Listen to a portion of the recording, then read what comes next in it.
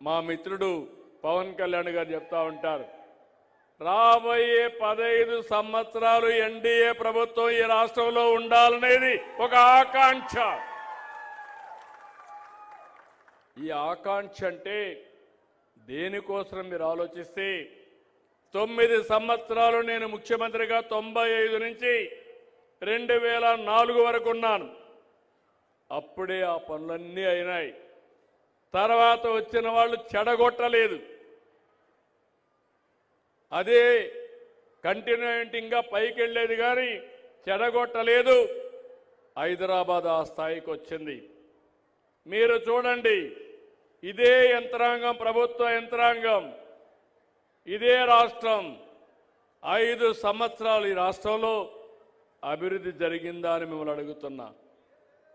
జరిగిందా తమ్ముళ్ళు అని మిమ్మల్ని అడుగుతున్నా.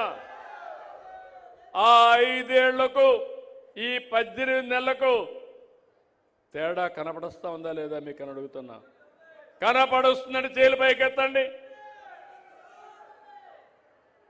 అదే ఆ రోజుటికి ఈ రోజుటికి చూపించిన చొరవ. అదే కానీ ఈరోజు రోడ్లున్నాయి. అందరూ ఇక్కడ మిత్రులందరూ చెప్పారు, రోడ్ల విషయంలో మీరు చూస్తే చాలా సమస్యలు ఉన్నాయి. కడాన గుంతలు పడితే మట్టి కూడా పూడ్చలా. మొన్న మన రోడ్ల